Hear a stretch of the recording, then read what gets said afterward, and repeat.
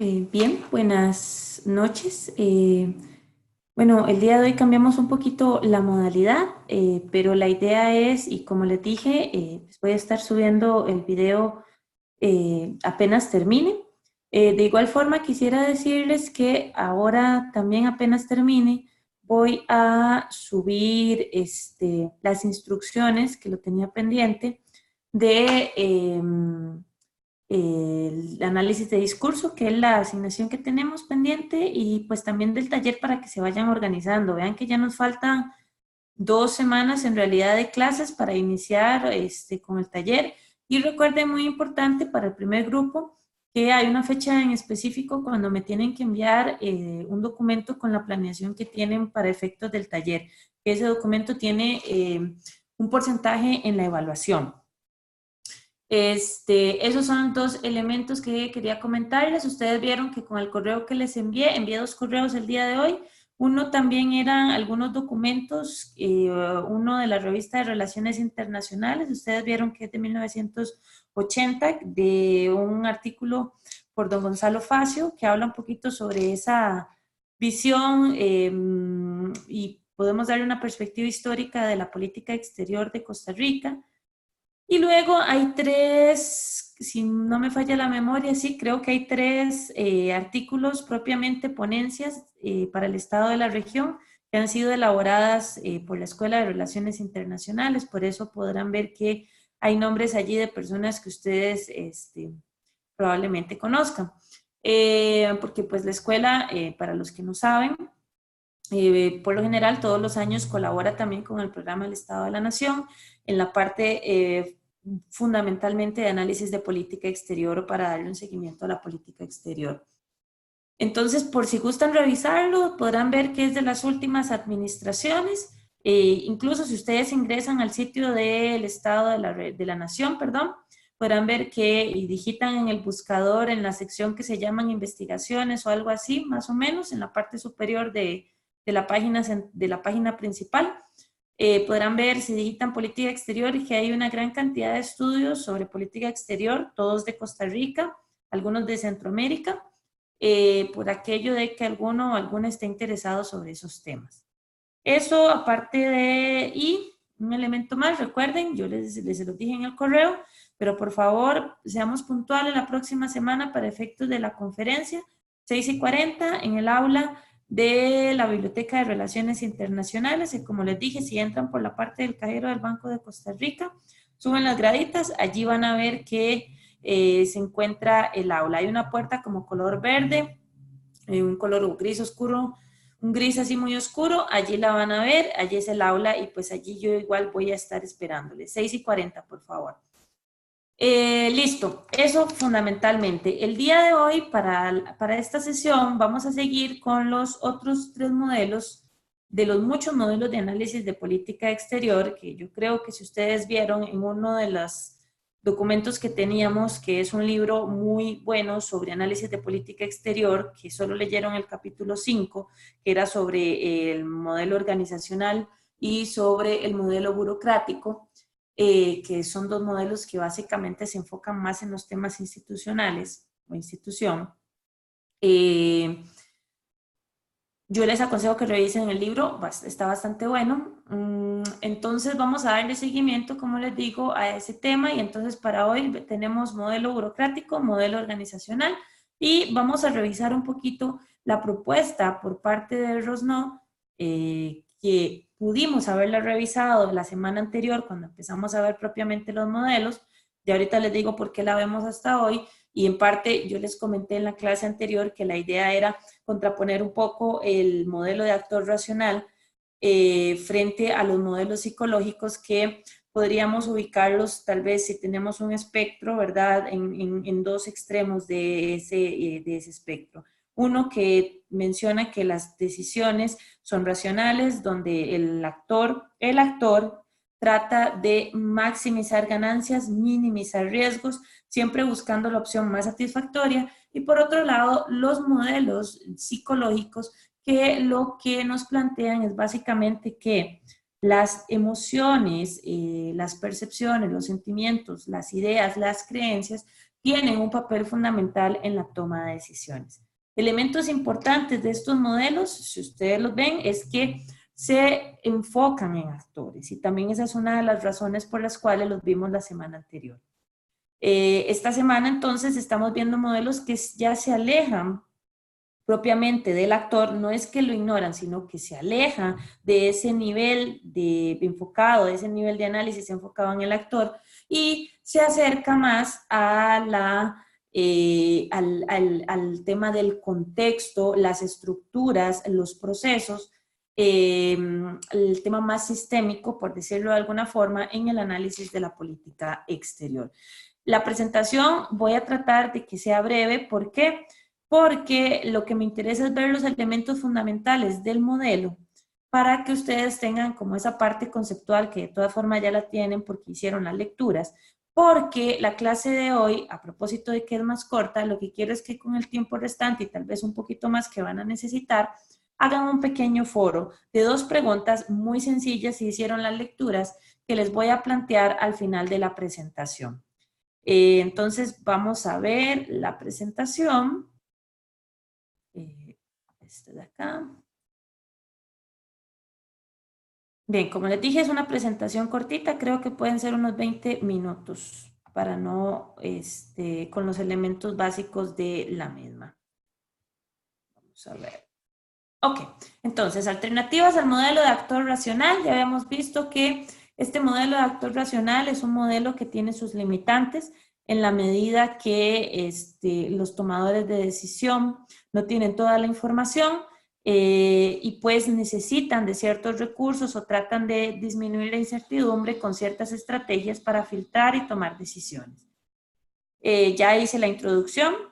¿Por qué surgen estos modelos alternativos? Específicamente, estos 3 modelos que estamos viendo el día de hoy. Como ustedes pueden ver ahí, yo les dejé tal vez unos 2 puntos principales y 3 subpuntos que se derivan del segundo. Uno, porque va más allá del actor, lo que les mencionaba al principio de esta presentación.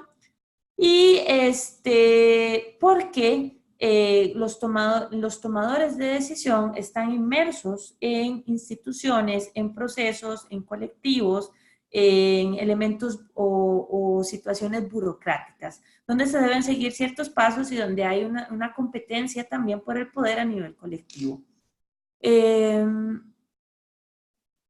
Luego hay otro elemento que viene en este segundo punto que dice la racionalidad, la mejor alternativa, que dice que no es siempre la que prima en la toma de decisiones sobre la política exterior. Por eso surgen los modelos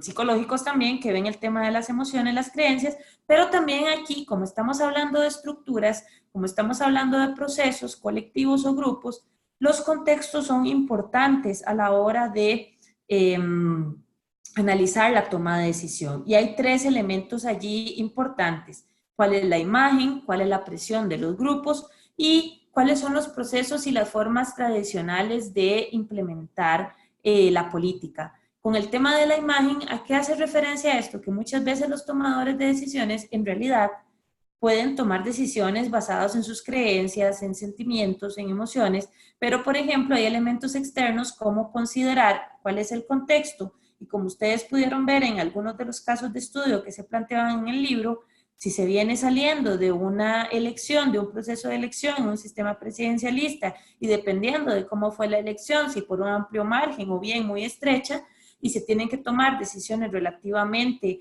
radicales en materia de política exterior, el tomador de decisión, en este caso la figura presidencial, va a tener que considerar también cuál va a ser el peso y cuál va a ser los efectos a nivel de grupos de opinión, de la ciudadanía, de otros grupos de poder, como reacción a esa decisión que tomó. Entonces, esos 3 elementos importantes que hay que tomar en cuenta cuando hablamos del contexto, que va más allá de la racionalidad y que el actor, el tomador de decisión o los tomadores de decisión en esas posiciones elevadas en la jerarquía de las instituciones o las burocracias deben tomar en cuenta. Por ejemplo, en el caso de las formas tradicionales de implementar las políticas, ¿cuáles son los procesos que se han llevado a cabo? ¿Estamos dispuestos como gobierno, por ejemplo, a cambiar estos procesos radicalmente, que lo vamos a ver más adelante con una de las preguntas que yo les planteo, o bien básicamente hacemos pequeños cambios a este modus operandi que llevamos. Iniciamos entonces con las preteorías de Rosnow. Yo creo que en la segunda, tercera clase, cuando vimos esa parte de introducción al modelo, vimos un poquito por qué estudiar a Rosnow. Uno, porque a partir de 1960, cuando empieza a producir especialmente algunos de sus artículos sobre análisis de política exterior, este artículo sobre teorías, preteorías de las relaciones internas, en el análisis de la política exterior, empieza a sentar un precedente en el análisis de política exterior, pero más importante en el análisis comparado de política exterior y hacer un intento de una comparación en materia de política exterior. Allí les dejé una foto de un Rosnow, ya falleció en el 2011, como les había comentado, tal vez un Rosnow de los 80s probablemente, ya entrados, sí, los 80s aproximadamente. ¿Qué hace él? Grosso modo, pretende brindar un marco general para la comparación, una serie de elementos, tipologías, categorías, clasificaciones, conceptos, que son elementos importantes cuando estamos hablando de un desarrollo teórico o la antesala de un desarrollo teórico, para hacer comparación en materia de política exterior. Y yo les dejo 3 cuadritos que nos resumen muy bien cuál es la propuesta de este señor. Si ustedes pueden ver, al final de esta presentación les dejo el link. Por lo general yo siempre les dejo los links por si ustedes quieren entrar a revisar los documentos. En el caso de las imágenes, para que vean las fuentes. Y en el caso de documentos, pues para que ustedes puedan revisar. En ese link podrán ver un libro de relaciones internacionales que se llama Los Clásicos de Relaciones Internacionales, que es un libro que tiene la biblioteca de la Universidad Rafael Landívar. Muy útil, la verdad, porque es un libro de Vázquez que compila los clásicos, está Morgenthau, está Rosnow, entre otros, y que creo que les serviría de ayuda en algún momento y porque es importante, por ejemplo, cuando estamos hablando de los elementos fundacionales en materia de política exterior y análisis de política exterior. Volviendo al tema, podrán ver que en esta matriz, en esta tabla, ¿qué es lo que expone Rosnow? Él establece una serie de categorías que tratan de categorías generales, conceptos generales, con el propósito de que yo pueda posicionar a los países, a los estados que estoy analizando en un nivel relativamente similar y pueda empezar a hacer un análisis más profundo, más allá de la descripción. Vean que él establece, si ustedes ven en la parte vertical de la matriz al lado derecho, dice geografía, recursos físicos, estado de la economía, sistema político, ordenamiento de las variables, y pues allí él menciona algunos ejemplos ilustrativos. Podrán ver que pues él escribió ese artículo en 1966, 1970, en periodo de la Guerra Fría. Esto es importante, contextualicemos también en qué momento fueron escritos los artículos. ¿Por qué es importante un artículo de esa fecha? Bueno, porque es el artículo fundacional en materia de análisis comparativo de política exterior y que abrió muchísimas puertas para posteriores estudios, cuán y cualitativos también. Entonces podrán ver que allí habla de país grande, país pequeño. Luego él hace 2 categorías muy importantes. Rosnow habla que algo que no se había hecho anteriormente en materia de política exterior, contextualicemos en la década de los 60, es introducir el tema de la economía política en los análisis. Por eso es que aquí él habla de 2 categorías que tal vez ya no lo utilizamos de subdesarrollado, pero él utiliza esas 2 categorías más desde la economía política para empezar a posicionar países dependiendo de dónde los podamos ubicar en estas categorías. Y así habla de que hay sistemas abiertos, sistemas cerrados. Ustedes pudieron ver en las lecturas que él va explicando cada una de estas variables. Un sistema abierto es un país por lo general con tendencias democráticas, de mayor participación de la ciudadanía, de elección de sus gobernantes. Un sistema cerrado, un sistema de naturaleza autoritario, así que no sorprende que ustedes puedan ver en los ejemplos cómo viene Estados Unidos, la Unión Soviética, ¿cierto? Vean que él menciona que el elemento geográfico es un elemento importante porque es, por ejemplo, de esas grandes variables donde ustedes ven en la categoría ordenamiento de las variables, es una variable sistémica. incluso con el tema del estado de la economía. Variables que determinan muchos elementos que pueden ser externas y que condicionan otros elementos que incluso están mencionados acá. Geografía, economía, son dos variables que se consideran sistémicas. Ahorita volvemos al tema de las variables. Entonces estábamos hablando de sistemas abiertos, sistemas cerrados, y luego habla de esas variables, entonces dice de función, que es básicamente entender cuál es la posición que ocupa el tomador de decisión dentro del gran entramado burocrático u organizacional. Tiene una posición de alta jerarquía, mediana o no tiene una posición de mando, por ejemplo. Elementos gubernamentales, que aquí es un tema que ya hemos discutido también, cómo se relacionan los poderes del Estado en materia de la toma de decisiones de política exterior. Fundamentalmente, cuáles son las relaciones entre parlamento, legislativo y ejecutivo en la implementación de esa política exterior, que ustedes saben, ¿cierto? No es lo mismo en los sistemas parlamentarios que en los sistemas presidencialistas, y así podemos empezar a establecer una serie de diferencias como él lo hizo en la lectura. De idiosincrasia, fundamentalmente sobre la creencia, allí sí nos vamos al nivel individual. ¿Cuáles son las creencias, los valores, las visiones del individuo, de la persona que está tomando las decisiones? Y las sistémicas, elementos externos como una idea de identidad nacional, los estadios de desarrollo de un país, la geografía que determina también muchos elementos de un país, no en todos los casos, pero en una gran mayoría sí. En esa misma categoría de geografía, por ejemplo, cuáles son los vecinos y cómo son las relaciones con los vecinos de ese país o de ese estado, amistosas o no, tengo potenciales enemigos y qué tan cerca geográficamente están estos potenciales enemigos o potenciales adversarios. Luego, ese cuadrito, vean que esta es la tabla 6.2 que ustedes encontrarán en ese artículo que les dejé allí, que es la versión traducida del artículo de Rosno, que cuesta conseguirlo, por cierto, no se consigue fácilmente, por si lo quieren revisar. Entonces pueden ver que esta tablita está un poquito, tiene otros elementos que se les agregó. Entonces, por ejemplo, país grande y la siguiente dice país pequeño. El resto de las variables son similares. Sistema político, economía desarrollada, economía subdesarrollada, que podríamos cambiar por en proceso de desarrollo, u otras categorías como en transición, que implican diferentes elementos. Luego habla de un sistema político abierto, sistema político cerrado, democrático, no democrático, como ya lo hemos visto.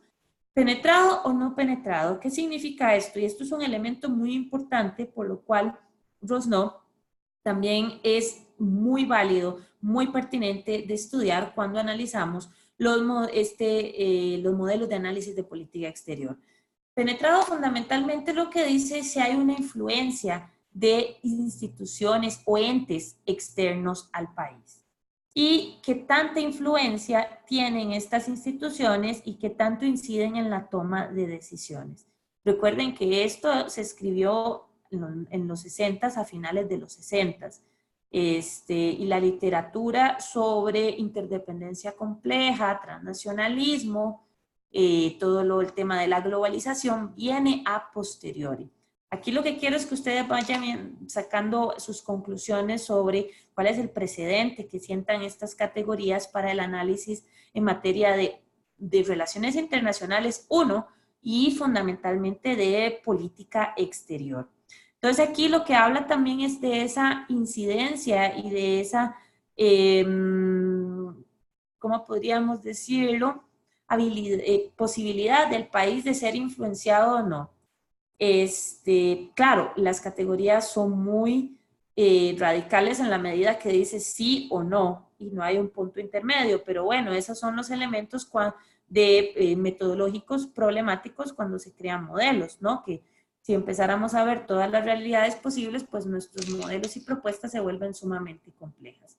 Y luego vienen las variables, que son las variables que ya vimos: idiosincrasia, función, gubernamentales, sistémicas, Ustedes podrán ver que allí estaban la variable social. La variable social yo no se las mencioné, creo que no se las mencioné en el modelo anterior, pero básicamente son todos los valores que tiene la sociedad como tal, las creencias colectivas. Y luego en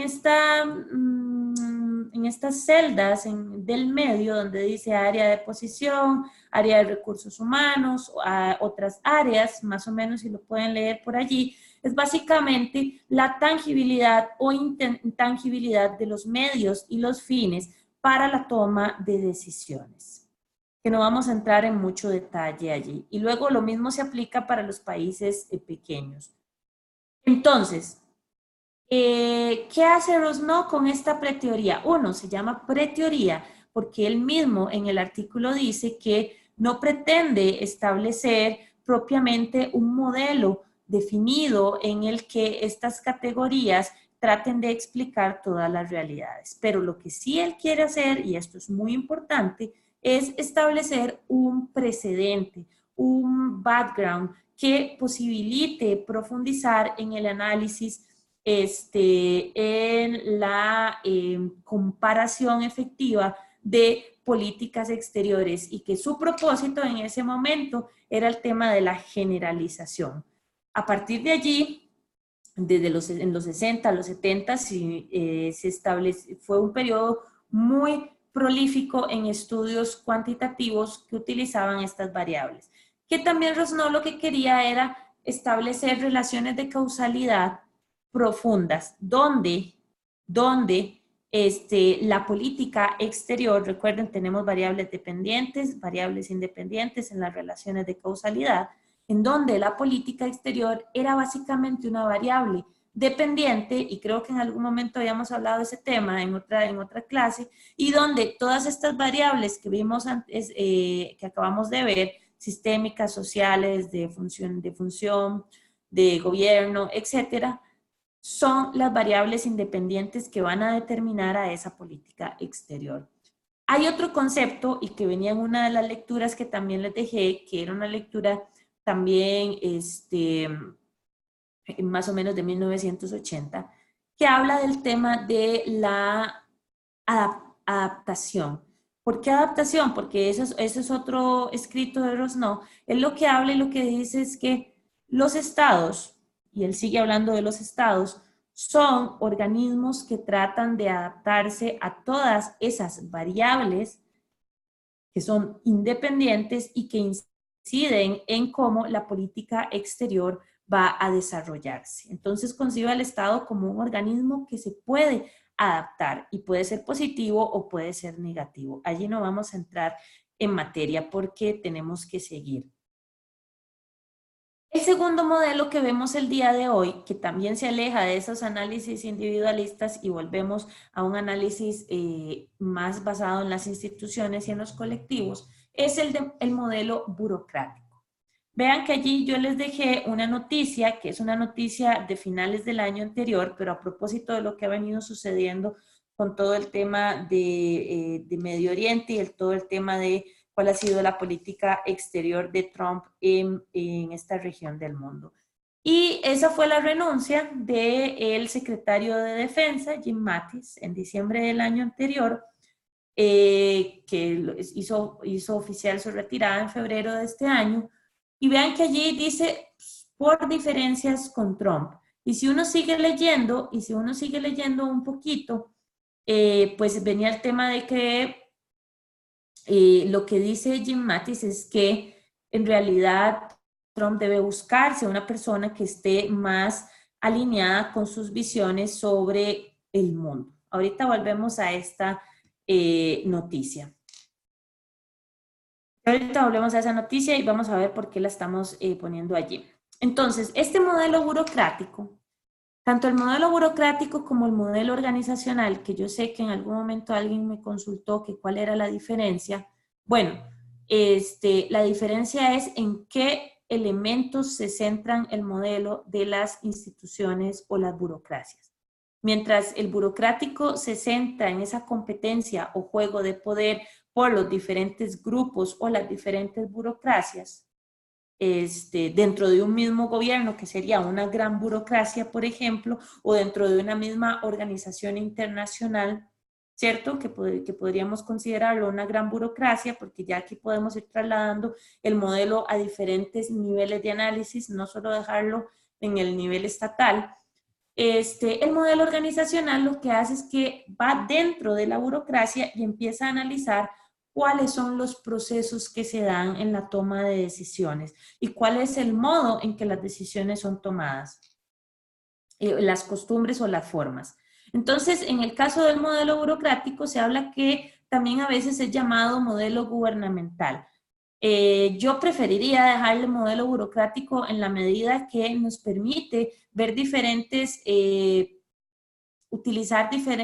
hacer el análisis a diferente nivel. Por ejemplo, ir hacia el nivel regional y analizar un organismo regional, o ir, por ejemplo, a nivel más internacional y analizar una organización de alcance global como, perdón, como las Naciones Unidas. Entonces, pero bueno, lo encontrarán en la literatura también como modelo gubernamental. Los efectos de la estructura organizacional en la toma de decisiones. Aquí es, por ejemplo, cómo esas estructuras inciden en la toma de decisiones. Por ejemplo, quién ocupa las jerarquías en esas burocracias. Vean que yo en algún momento mencioné competencia de varios grupos o democracias dentro de un mismo gobierno. Por ejemplo, si la Secretaría de Defensa compite con la Secretaría de Gobierno o compite también con el Departamento de Homeland Security, por ejemplo, en el caso de los Estados Unidos, porque probablemente sus jerarcas tienen diferentes visiones y todos ellos tienen que ver cómo responden o compiten o le presentan esas visiones, o bien reciben las ideas desde el Ejecutivo propiamente encarnado en el presidente. ¿Qué tratan estos grupos y por qué compiten? Porque quieren visibilizar su propio colectivo, quieren visibilizar su propia estructura y pues compiten por recursos, por prestigio, por posiciones, por defensa de intereses, incluso por defensa de intereses afiliados.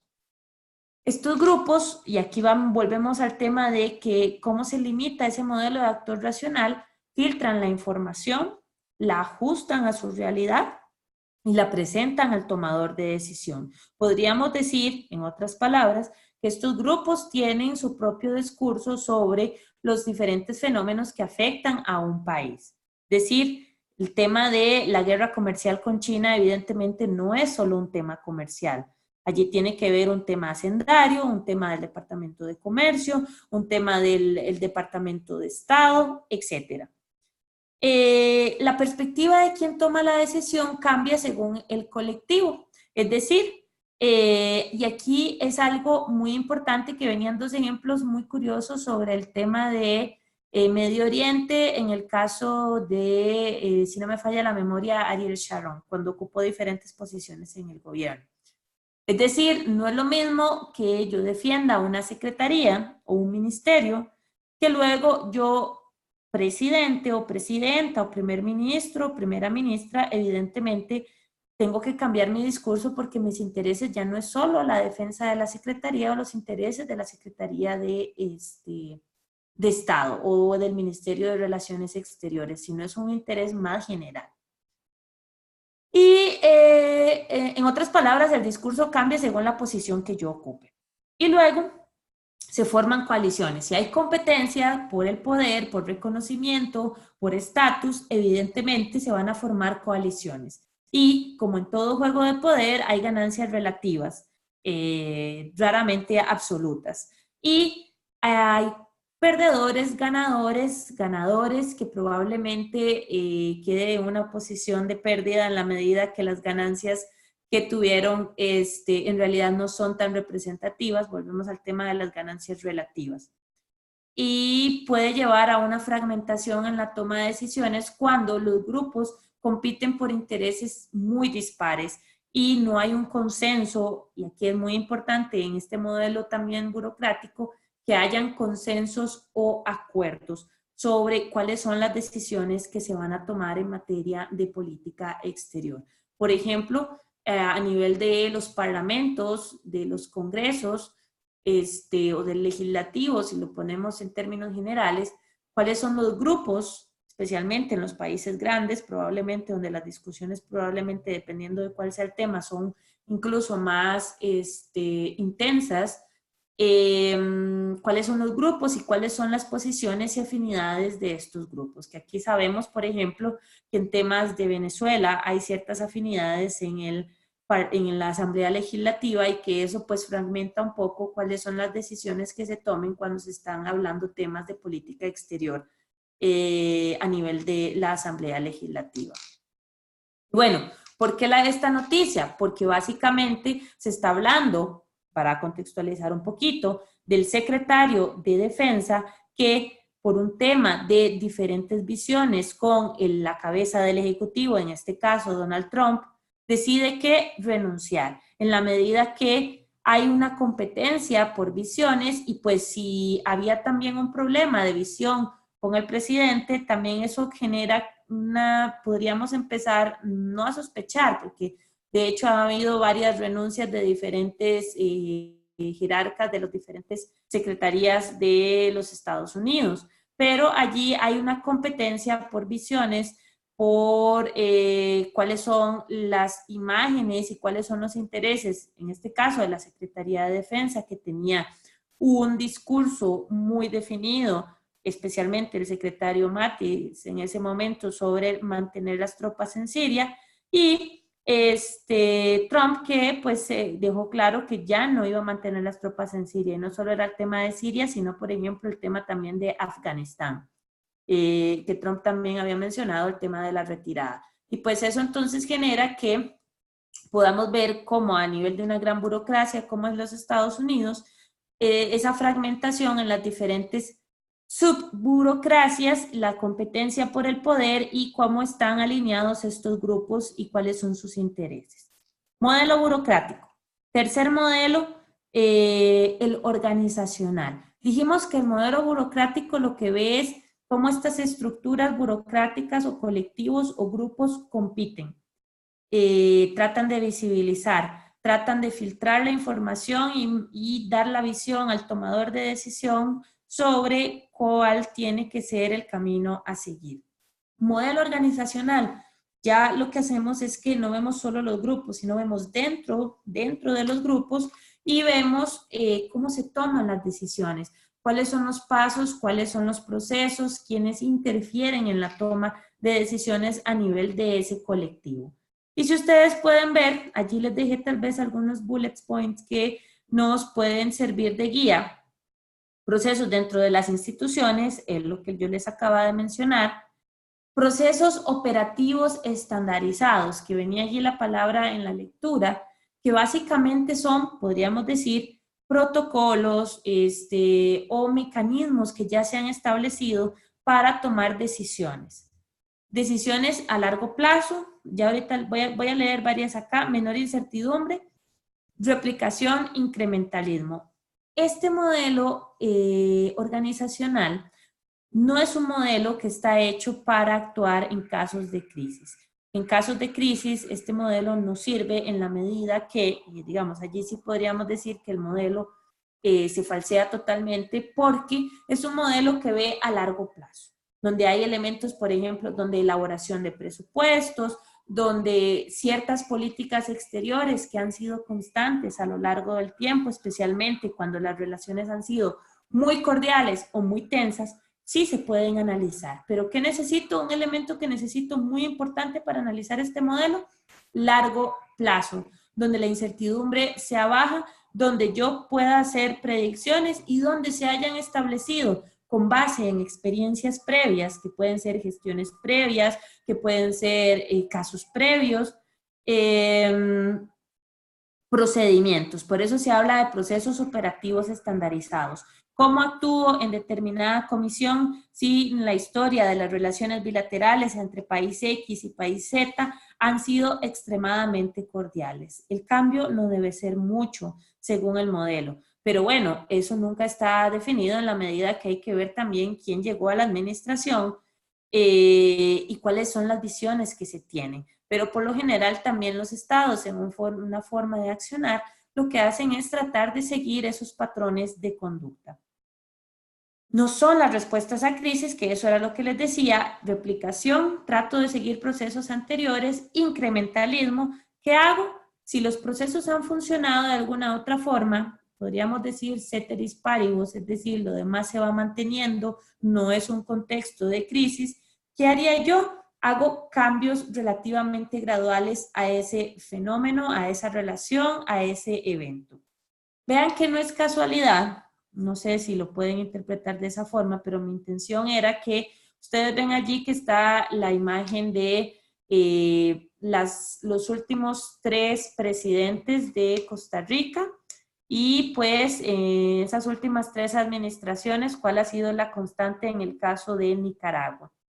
Esto porque una de las preguntas que les dejé está vinculada con ver un poquito cómo ha sido la relación, si lo quieren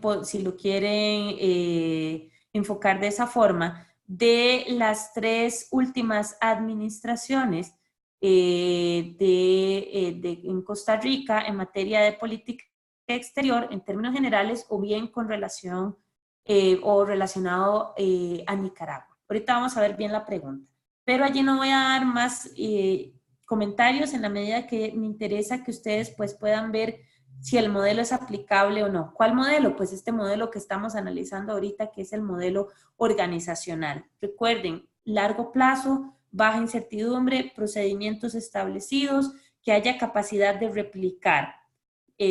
Básicamente son los elementos fundamentales de este modelo. Si lo ven ahora, es un modelo totalmente diferente al modelo burocrático que se va más por los juegos de poder entre las diferentes burocracias o colectivos. Se examina dentro de esas burocracias o colectivos. Bueno, allí viene diferencia entre el modelo organizacional y burocrático. No lo repetiré porque es básicamente lo que ya yo les comenté. ¿Y cuáles tal vez son algunas debilidades de estos modelos?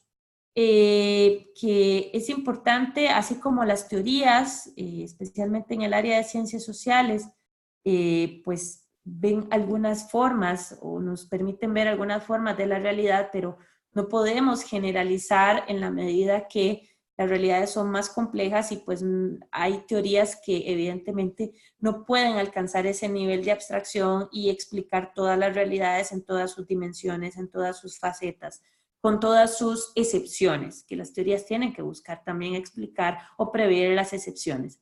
En este caso, hablamos de cuáles podrían ser posibles debilidades de estos modelos. Yo les quiero recordar siempre que los modelos nos ayudan, tienen debilidades y que es muy importante que cuando ustedes, por eso insisto tanto en esto, hagan el taller, reconozcan cuáles son las debilidades que tiene ese modelo que eligieron para analizar la política exterior o el caso de política exterior elegido.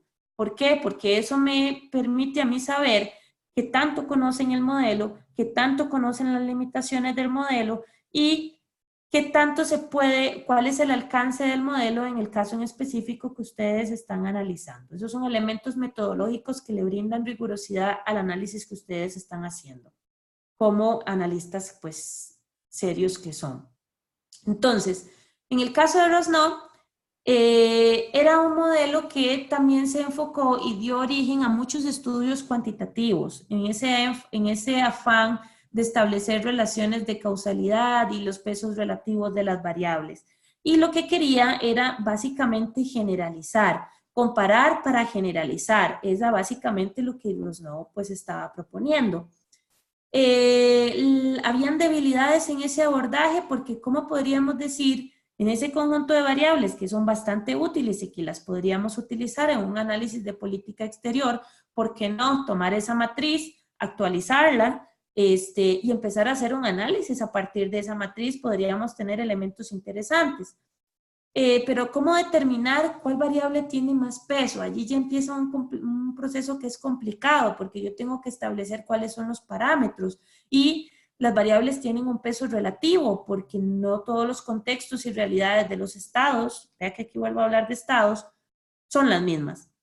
Perdió fuerza después de los 70, del 60 al 70 este modelo tuvo un gran auge, una gran cantidad de estudiosos hicieron una cantidad enorme de artículos, se enfocaron en analizar este modelo. Pero luego surgen estas teorías de rango medio, que yo también las mencioné en algún momento, que en realidad no querían generalizar. Básicamente lo que querían era tomar ciertos elementos de esa realidad, ciertas variables individual, la parte psicológica, la parte institucional, y explicarlas. Por eso se llaman teorías de rango medio, porque su alcance es medio y porque no se proponen generalizar. Y luego, pues es un modelo estatocéntrico, pero, y aquí hay un gran pero, algo en lo que este modelo contribuye y es muy importante es que al reconocer que con el concepto de penetración, es decir, de la influencia de instituciones, y cuando digo aquí instituciones, ustedes podrán ponerles diferentes nombres, en instituciones internacionales o instituciones externas en el territorio de un estado, este modelo abre una puerta para que otras propuestas de análisis vengan a hablarnos de corporaciones multinacionales, organizaciones no gubernamentales, propuestas sobre la integración regional, tenemos la teoría de la interdependencia compleja, tenemos las teorías sobre integración, sobre globalización. Muy importante. Entonces, si bien el modelo es estatocéntrico, da paso para una cantidad importante de enfoques, dimensiones de análisis y diferentes variables que se toman en cuenta para hacer análisis incluso más exhaustivos. En el caso del modelo burocrático y organizacional, lo que se dice es que es excesivamente complejo y que en esa maraña burocrática, en esa maraña de actores, en esa maraña de procesos, muchas veces no es posible determinar, y aquí lo leo textualmente, cuando los actores responden a procesos, a colectivos, o bien si los actores están respondiendo a una figura en específico. Es decir, si yo, tomadora de decisiones, respondí a un lobby, respondí al parlamento o respondí a básicamente mis creencias o mis ideas sobre lo que es la política. ¿Por qué? Porque el entorno es tan complejo, hay tantas variables para tal vez tomar la terminología de Rosno, independiente, que pues la toma de decisión no se podría categorizar o catalogar porque sea básicamente un tema burocrático u organizacional. Son debilidades y se pueden justificar y básicamente reconocerlas en el análisis, que es lo que me interesa a mí, porque eso indica apropiación del modelo. ¿Son útiles? Allí yo les dejo esa pregunta. Sí, pero depende de la contextualización. Muy importante que ustedes contextualicen ese caso que van a desarrollar. Cuando estamos haciendo casos, yo creo que ustedes están muy familiarizados con el desarrollo de casos. La parte de contexto de los antecedentes, de los actores, de las relaciones de poder, de las variables, son fundamentales para entender cómo eso se va a ajustar al modelo que yo elegí para hacer el análisis de la política exterior. Como les dije, la clase va a ser relativamente corta, no me interesaba extendernos más en la medida que íbamos a cubrir los elementos base de cada uno de los modelos.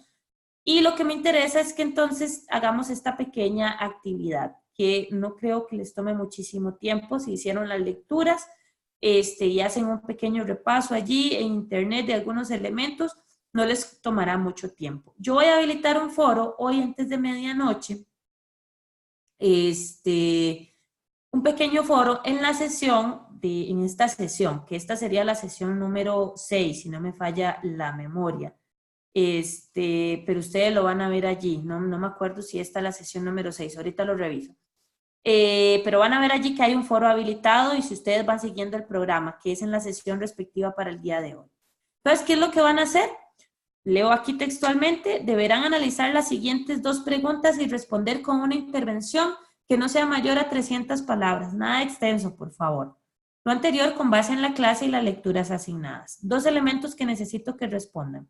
Uno, a propósito de la conferencia programada para la próxima semana, y muy importante, basados en su experiencia, si ustedes pues están cursando una maestría en Relaciones Internacionales y Diplomacia y pues estamos en Costa Rica, pues yo y ya pues ya han llevado otros cursos, pensaría que no hay problema en que utilicemos esta expresión basados en su experiencia. Y desde una perspectiva, ahora sí, organizacional, vea que subrayé esto también, porque es el modelo que me interesa que veamos. Es posible hablar de incrementalismo, que fue un concepto que yo hablé anteriormente, en el ejercicio de la política exterior de Costa Rica en las 3 últimas administraciones. ¿Por qué puse las 3 últimas administraciones? Porque es básicamente tal vez 3 administraciones que tenemos muy frescas en la memoria y tal vez recordamos fácilmente qué es lo que ha pasado en esas 3 últimas administraciones. Entonces, otra vez, basados en su experiencia y desde una perspectiva organizacional, ese es el modelo que quiero que traten de testear, es posible hablar de incrementalismo, un elemento de ese modelo que me interesa que revisen. Revisen la lectura, si no lo recuerdan bien, revisen aquí la presentación. En el ejercicio de la política exterior de Costa Rica en las 3 últimas administraciones. Por eso vieron la administración Alvarado, Solís y Chinchilla. Sí, no y por qué. Me interesa que entonces justifiquen la respuesta. Pueden responder en términos generales de la política exterior del país, tomando en cuenta tal vez 2 o 3 elementos que ustedes consideren destacables, por ejemplo, multilateralismo, desarme nuclear, promoción de los derechos humanos, si lo quieren poner de esa forma, por ejemplo. O bien pueden referirse a un caso concreto. Por eso yo allí ponía la imagen de don Daniel Ortega, ya sea relaciones Costa Rica-Nicaragua. Yo les dejo los 2 escenarios, ustedes deciden cuál es el que mejor se ajusta a sus intereses y gustos. Además, ¿cuál es el problema del incrementalismo en el ejercicio de la política exterior? Allí me interesa que, en términos generales, con 1 o 2 líneas, ustedes me digan cuál es el problema que presenta eso llamado incrementalismo cuando estamos haciendo análisis de política exterior. ¿Por qué es un problema? O si bien no es un problema, ustedes lo determinarán. 2, a pesar de que su propuesta se origina en la década de los 60, ¿cuál es el impacto de las preteorías de Rosno en el análisis de política exterior? Vean que yo he hablado muchísimo de eso a lo largo del día de hoy, de la clase de hoy, no del día, de la clase. Pueden revisar la presentación, revisen el texto, uno de los textos que habla sobre las preteorías de Rosno y ustedes van a encontrar muy fácilmente la respuesta. En 2, 3 líneas pueden dar esa respuesta. Significa que 300 palabras es una cantidad razonable. ¿Cómo van a ser las intervenciones? Un poquito que se parece a lo que hicimos la vez anterior. Una intervención para responder a ambas preguntas y otra para replicar o complementar el comentario de un compañero o compañera. La otra intervención, no lo agregué acá, pero la pueden hacer de unas 100, 150 palabras. No es necesario que sea algo muy extenso. La primera intervención deberá ser hecha, muy importante, como máximo el sábado 12 de octubre y la segunda el lunes 14 de octubre. Yo estaré contribuyendo al foro y el foro tiene un valor de 5% en la participación. Recuerden que hay un rubro de participación que tiene 15%. De esos 15, 5% es este foro. Los otros 10 se distribuyen en el resto de las participaciones que hemos tenido a lo largo del curso y que vamos a seguir teniendo porque todavía falta. El foro se va a cerrar sin excepción alguna y automáticamente, porque así lo voy a disponer cuando lo programe, el lunes 14 a las 23:59, es decir, a las 11:59.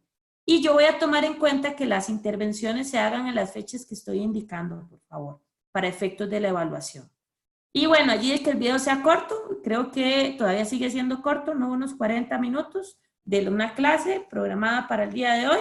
Esa la actividad, va a estar en la sesión correspondiente al día de hoy, por favor revisen, a partir de medianoche, va a estar en el aula virtual la actividad, el foro habilitado y van a estar tanto las instrucciones del análisis de discurso como del taller. Eso sería todo, les agradezco la atención y nos estamos viendo pues la próxima semana. Que pasen una bonita noche.